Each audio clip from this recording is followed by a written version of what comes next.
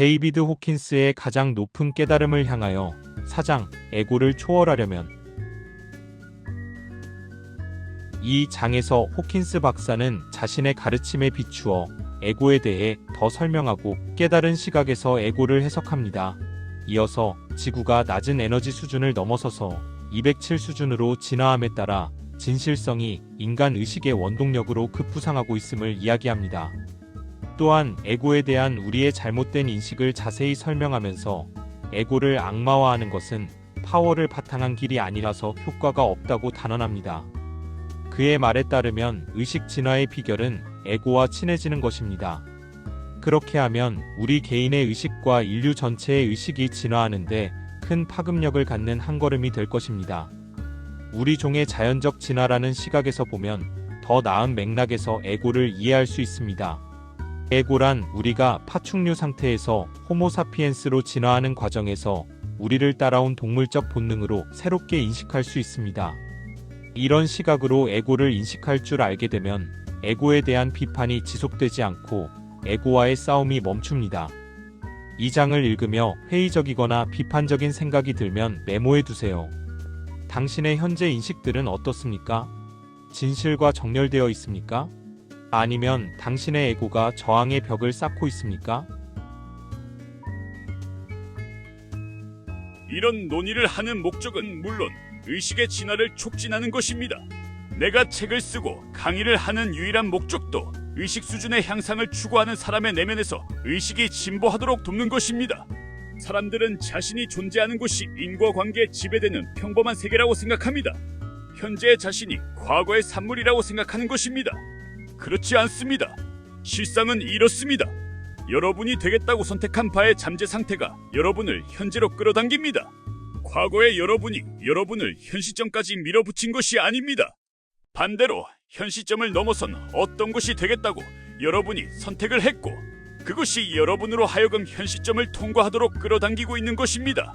여러분이 이미 영적 의도로 선택을 했기 때문입니다. 카르마의 본질이 뭐냐고 묻는 사람들이 있습니다. 카르마는 영적 의도와 영적 결정에 따라 자동적으로 작용하는 에너지일 뿐입니다. 여러분이 내리는 모든 결정이 여러분의 의식 수준 측정치에 영향을 미칩니다. 이렇게 여러분의 카르마를 간략하게 표현할 수도 있습니다. 처음에는 영적인 것에 호기심이 생기거나 솔깃합니다. 그런 뒤 어느새 자동적으로 영적 성장과 영적 개념에 끌리고 그런 것을 이해하여 혜택을 얻으려는 욕구에 끌립니다.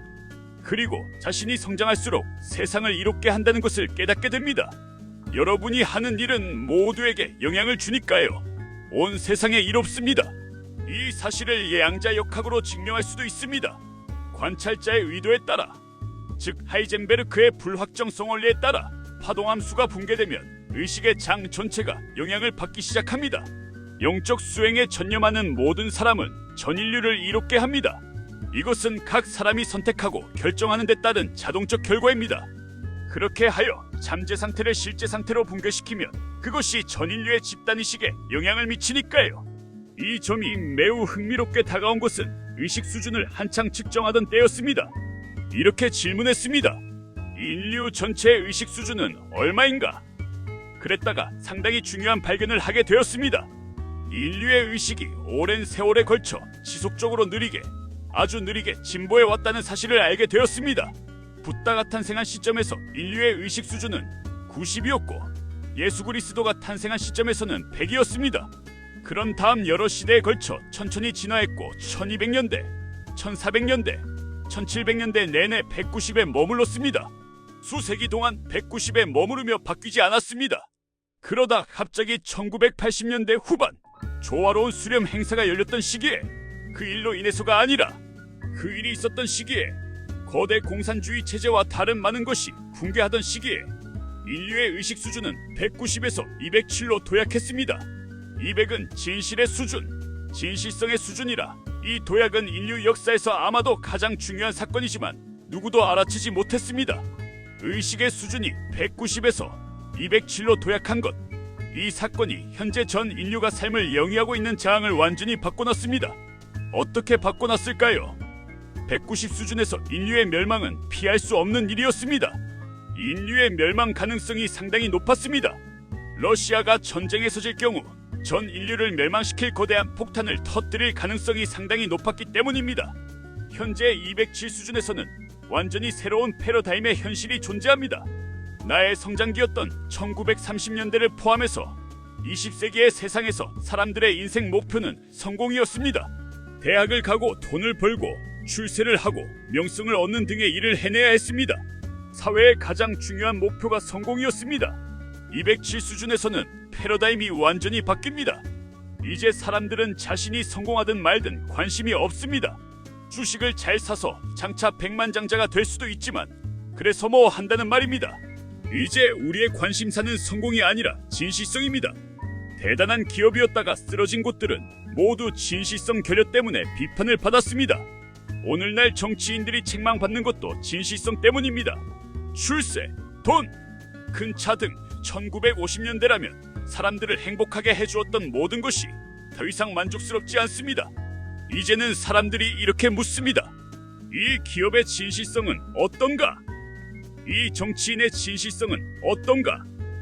우리는 그들이 진실한지를 봅니다. 그들이 자신의 말을 어떻게 뒷받침할 것인지를 봅니다. 진실성이 사회적 가치의 새로운 지표입니다. 우리는 진실성이 입증된 인물과 정치인과 강사에게 투자하기를 원합니다. 어떻게 하면 진실성을 검증할 수 있을까요? 한 가지 방법은 그들의 의식 수준을 측정하는 것입니다.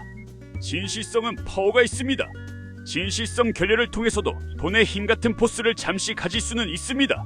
하지만 그런 것은 무너지기 마련이라 성공지향적인 삶은 위태롭습니다. 따라서 가치의 새로운 패러다임은 진실성이고 앞으로는 진실성을 기준으로 모든 사람이 평가될 것입니다. 저 강사는 얼마나 진실한가? 저 영적 스승은 얼마나 진실한가? 저 대학은 얼마나 진실한가? 이렇게 측정해보면 누가 진실성을 저버렸는지 알 수 있습니다. 이미 아주 많은 것을 측정해 놓았기 때문에 그 목록을 보면 어떤 것들이 진실성을 저버렸는지 알 수 있습니다.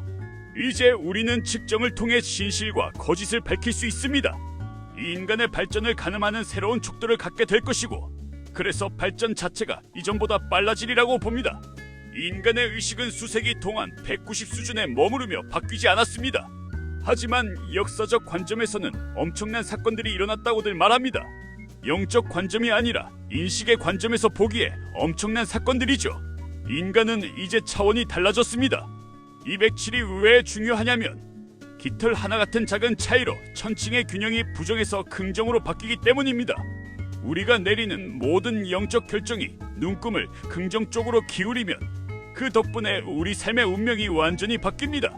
바다에 나와 있을 때 나침반 바늘의 1도 변화가 별것 아닌 것처럼 보일 수 있습니다. 하지만 그 때문에 우리는 며칠 동안 항해한 뒤에 다른 대륙에 도착하게 됩니다. 즉, 1도가 상당한 차이를 만듭니다. 이렇게 우리는 선택의 자유, 즉 영적 선택의 자유를 매 순간 직면합니다. 끊임없이 어떤 것을 선택할지 말지를 결정합니다. 그러면 그런 선택이 우리의 영적 수준을 결정하고 우리의 의식 수준 측정치를 결정하고 우리의 카르마적 운명을 결정합니다.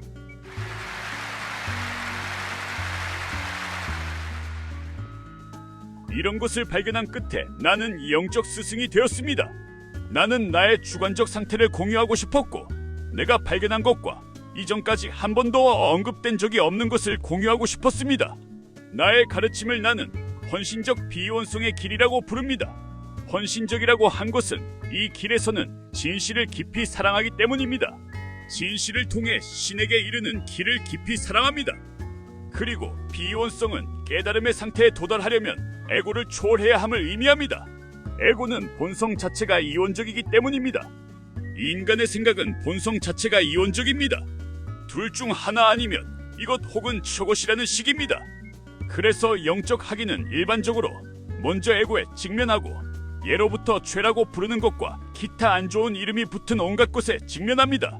나는 내 학인들이 제일 먼저 에고의 본성부터 이해하여 에고와 친해지고 그것이 어디서 기원하는지 이해하기를 원합니다. 에고를 악마화하지 말아야 합니다. 에고는 적으로 여겨야 하는 것이 아닙니다. 에고는 동물적 본성에 불과합니다. 동물의 왕국을 다룬 TV 프로그램에서 우리가 보는 모든 것이 인간의 에고라 불리는 그것입니다. 그런 것을 동물에게서 보면 우리는 그냥 그게 본성이지라고 합니다. 하지만 같은 것을 인간에게서 보면 끔찍하지 않아? 라고 합니다. 아닙니다. 끔찍하지 않습니다. 동물 뇌가 여전히 인간의 뇌 안쪽에서 활동하는 중입니다. 우리는 진화하여 인간이 되었습니다. 의식이 수십억 년 동안 동물의 세계를 거치며 진화했습니다. 하지만 그 시작은 매우 원시적인 생명체였습니다. 그런 뒤에는 탐욕스러운 생명체가 나타났습니다. 남을 죽여서 살아가는 파충류의 세계입니다. 포유류뇌가 출현하면서 처음으로 사랑이 출현했습니다. 수십억 년 만에 포유류뇌가 출현하자 비로소 이 행성에 사랑이 출현했습니다. 어미 새가 알을 돌보고 새끼를 돌보는 모습에서 우리는 포유류뇌의 싹을 볼 수 있습니다. 즉 모성이 출현하면서 비로소 사랑이 출현할 수 있었습니다. 사랑이 나타나려면 먼저 아기, 새끼 새에 대한 어미의 염려가 출현해야 했습니다. 어미 사자는 수컷 사자로부터 새끼를 보호해야 했습니다.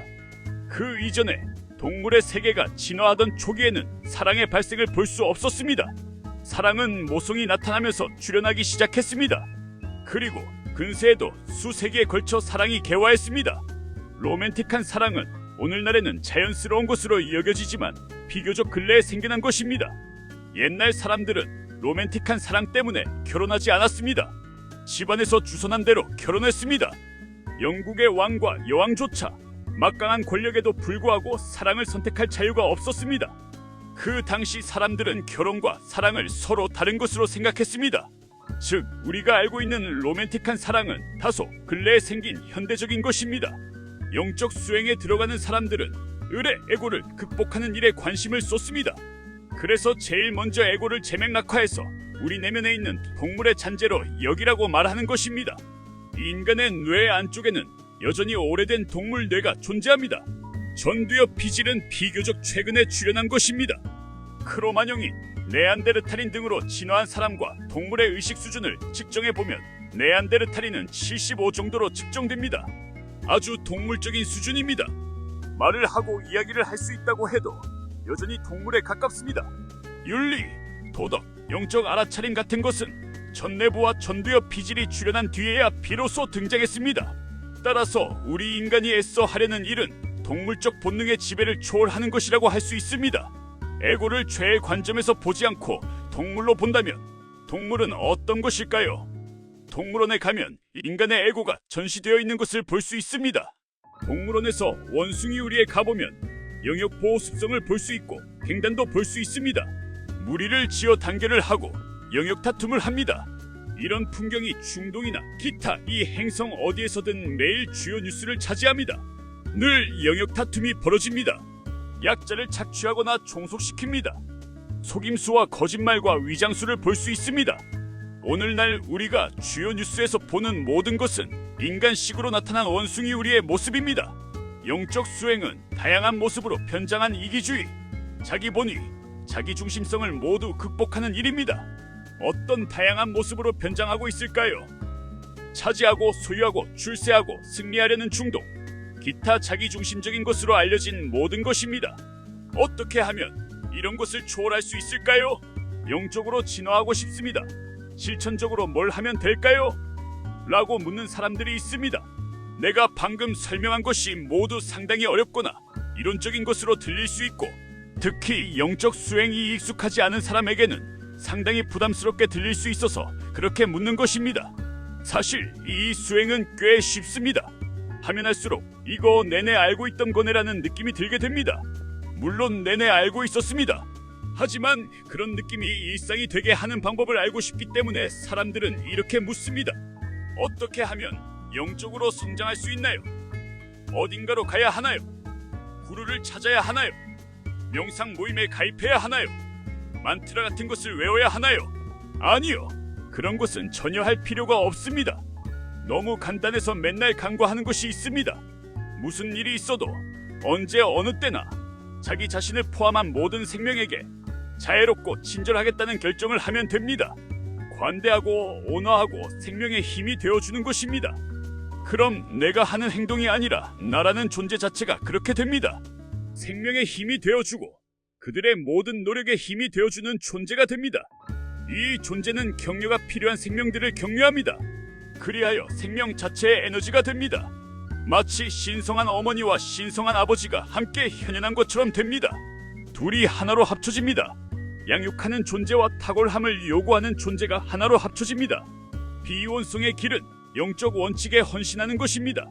영적 원칙에 헌신하게 되면 둘 중 하나를 택하는 마음의 성향, 즉 선 아니면 악을 택하고 진보 아니면 보수를 택하는 성향과 대면하게 됩니다.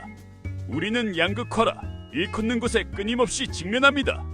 그래서 매우 고도의 의식 상태에 도달하려면 둘 중 하나를 택하는 양극화를 초월할 필요가 있습니다. 기적 수업은 매우 흥미롭습니다. 용서의 힘에 기초하는 것이니까요. 사람들은 그토록 나쁜 놈을 어떻게 용서할 수 있을지를 궁금해합니다. 기적 수업 앞부분의 어떤 과에 나의 생각은 아무 의미도 없다는 문장을 읽자마자 내가 와, 이거 천재적이다, 영적 천재성이 있어라고 했던 것이 생각납니다. 매우 진보한 사람이라야 이 말의 진실을 알 수 있다는 말입니다. 그래서 읽자마자 와, 이 말 굉장하다, 내 생각은 아무 의미도 없다니라고 한 것입니다. 진보된 상태에서는 그게 사실이니까요. 여러분의 생각은 아무 의미도 없습니다. 여러분의 생각은 자연적으로 발생하며 그것이 곧 여러분이라는 사람은 아닙니다. 그래서 아무 의미도 없습니다. 생각의 모든 의미는 분명 여러분이 그것에 부여한 것입니다. 왜냐하면 생각은 그 자체만으로는 자기에게만 쓸모있는 구조체일 뿐 어떤 큰 쓸모도 없기 때문입니다. 우리는 마음에도 불구하고 살아남지, 마음 덕분에 살아남지 않습니다.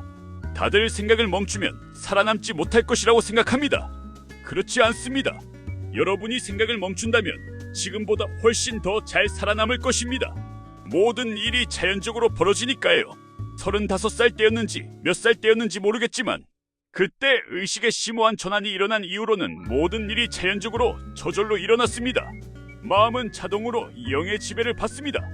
잊지 않고 우산을 챙길 필요가 있어. 마음이 그 점을 기억한다면 그건 여러분의 생존에 우산 챙김이 필요하기 때문입니다. 여러분의 생존은 영에서 비롯합니다.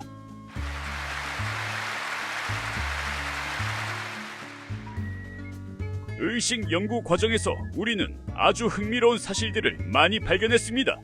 생명과 관련된 고민을 크게 덜어줄 것들이라 공유하고 싶군요. 첫째로 인간의 영혼이 임신 3개월 차까지는 폐하에 들어가지 않는다는 사실을 발견했습니다. 즉 폐하라는 작은 잠재적 인간의 영혼이 정말로 들어가는 것은 3개월 차입니다. 이것은 누구도 발견하지 못했던 흥미로운 사실이었습니다. 정확한 죽음의 순간이 카르마적으로 정해져 있다는 사실도 발견했습니다. 태어나는 그 순간부터 여러분이 세상을 떠날 시간은 이미 정해져 있습니다. 또한 인간은 태어나는 순간 이미 의식 수준이 측정될 수 있으며 이 측정치가 일생 동안 5 정도 올라간다는 사실을 발견했습니다. 대다수가 일생 동안 의식 수준이 5 정도 올라갑니다.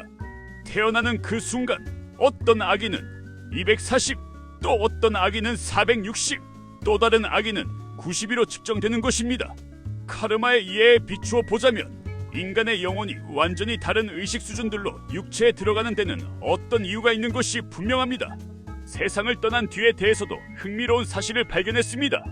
화장 같은 것을 할 경우 사흘을 기다리는 것이 가장 좋습니다.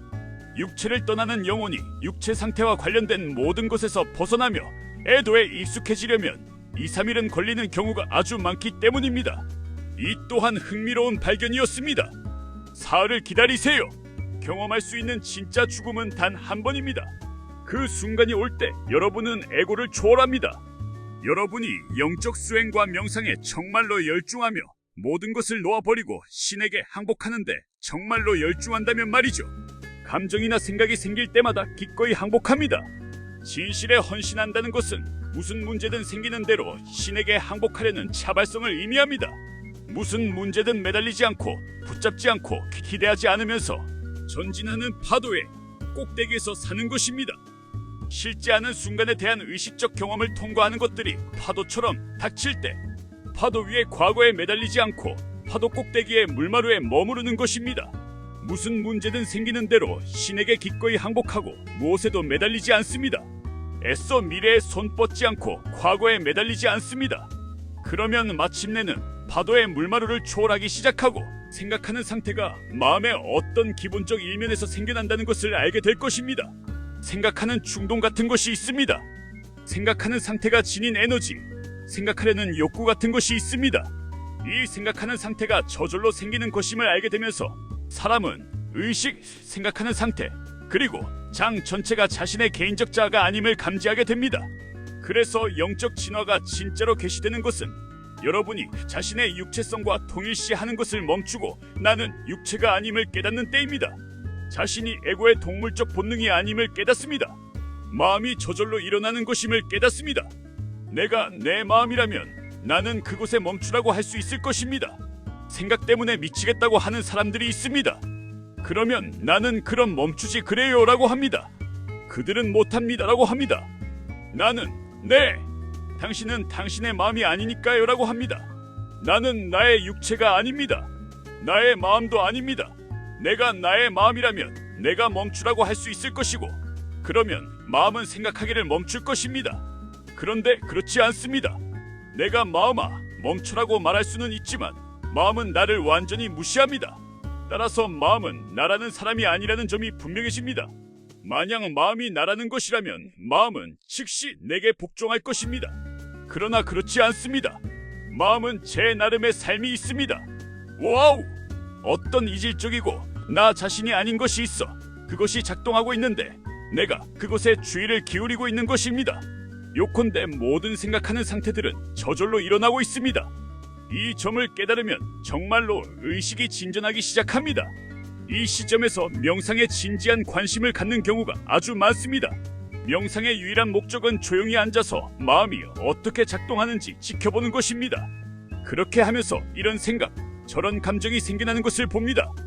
그리고 그런 것에 저항하기를 멈추고 그냥 그런 것을 항복하기 시작합니다.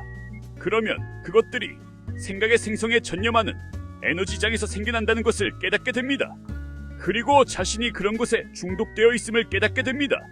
정말로 중독입니다. 계속되는 오락에 정말로 중독되어 있습니다. 그래서 우리는 마음에 대해 한탄합니다. 아, 괴로워. 이걸 잊고 싶어, 저걸 잊고 싶어 합니다. 사실이 아닙니다. 정말 그러고 싶다면 그만둘 것이니까요. 에고가 우리를 지배하는 것처럼 보이는 것은 에고가 사랑으로는 연명하지 못하기 때문입니다. 에고는 사랑이 아닌 것으로 연명합니다. 에고를 연명시켜주는 것은 에고가 자기의 여러 입장성에서 얻는 단물입니다. 자, 이제 좀 진도를 나가고 있습니다. 포기하겠다고 마음먹는다고 해서 사랑, 미움, 두려움, 질투 같은 것을 포기할 수는 없습니다. 그래서 해체해야 합니다. 비원성이란 마음을 분해해서 무엇이 마음을 작동시키는지 살펴보는 것을 말합니다. 무엇이 마음을 작동시키는지, 어디서 마음의 단물이 나오는지를 일단 이해하면 여러분은 가능성이 있습니다. 비원성이란 생각을 바라보기 시작하는 것, 그리하여 우리가 생각에서 얻는 보상이 생각의 연쇄를 증식시킨다는 사실을 알아차리는 것입니다. 여러분은 난 죄책감과 고통에서 어떤 보상도 얻지 않는다고 말합니다. 아니요, 보상을 얻습니다. 죄책감과 고통에서 얻는 보상은 어떤 것일까요? 죄책감과 고통입니다. 그 자체가 보상입니다. 기분이 참담해집니다. 또는 슬프도다라고 느낍니다. 이때 우리는 우선 자기중심성에서 오는 만족감을 얻습니다. 작은 나라는 아주 멋진 개체와 그것의 극적인 우여곡절도 살펴봅니다. 자신의 삶이라는 굉장한 드라마가 머릿속에서 상연되면 사람은 그것에 매료됩니다. 에고가 계속해서 생각과 감정을 만들어냅니다.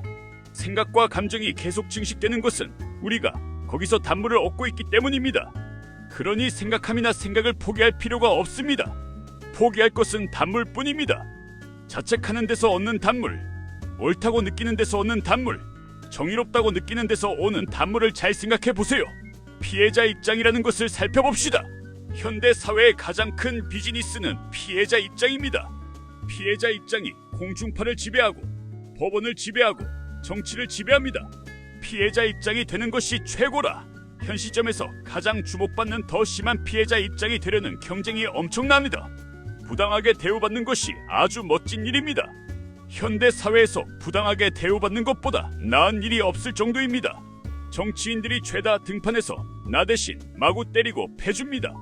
그리고 변호사들이 이를테면 여자가 길을 걷는데 길 저편에서 어떤 사고가 일어났고 여자는 심장마비를 일으켰습니다.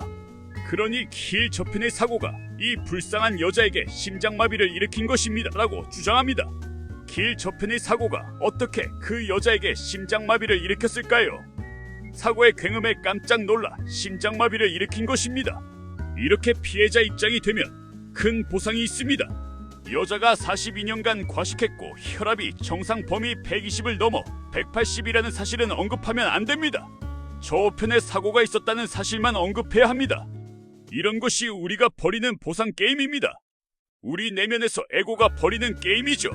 괴로움과 불편함에서 보상을 얻습니다. 그게 보상이라고요? 하고 반문하겠지만 당연히 그게 보상입니다. 괴로움에서 뭔가를 얻지 못한다면 우리는 괴로움을 멈출 것입니다. 두려움에서 뭔가를 얻지 못한다면 우리는 두려울까봐 겁먹을 것입니다. 에고는 부정적인 것을 먹고 사는 법을 터득했습니다.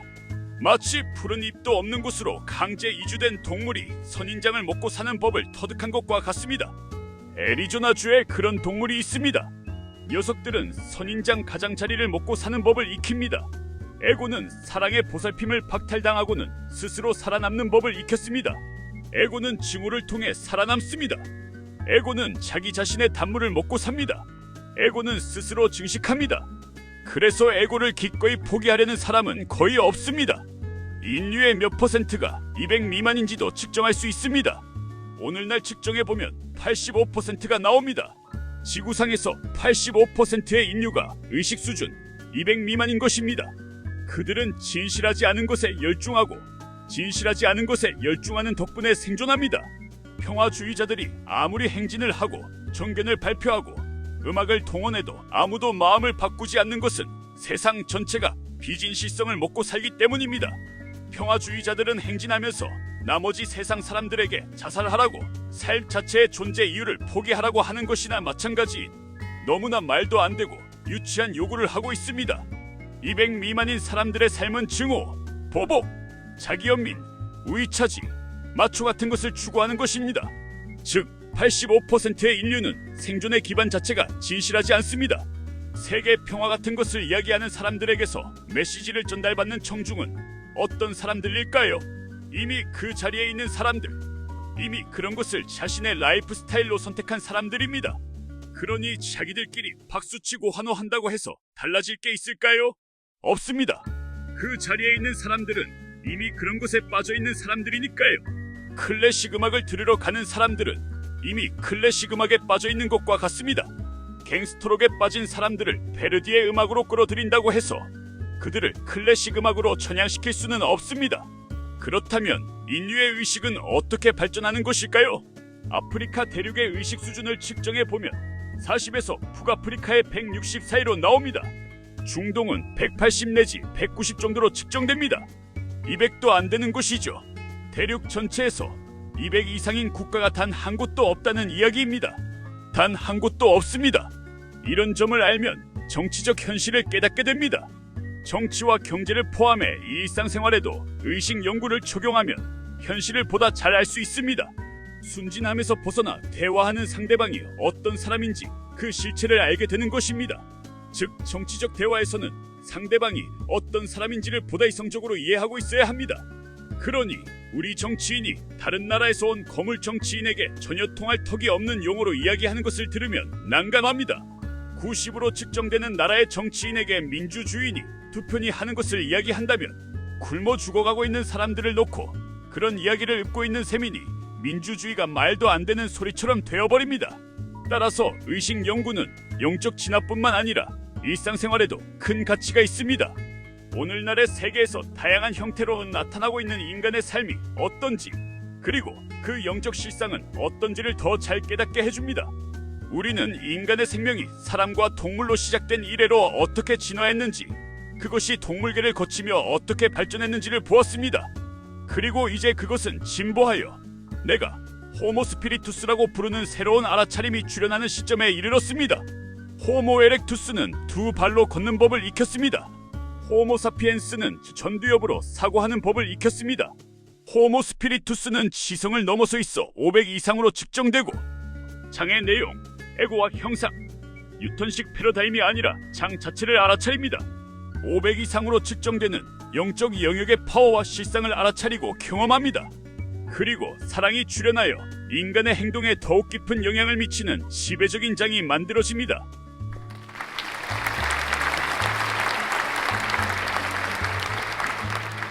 이 장을 마치며 호킨스 박사는 지성을 넘어 500대의 더욱 광대한 영적 영역으로 진입하는 새롭게 진화된 인류의 개념을 소개합니다.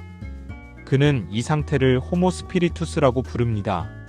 잠시 시간을 내서 이런 진화 상태가 어떤 여파를 가져올지 상상해 보세요. 우리의 삶이 어떻게 달라질까요? 지구는 어떻게 변모할까요? 상상력의 인도를 받아 더욱 높은 주파수로 공명하는 세계, 더욱 평화롭고 강력한 지구를 그려보세요.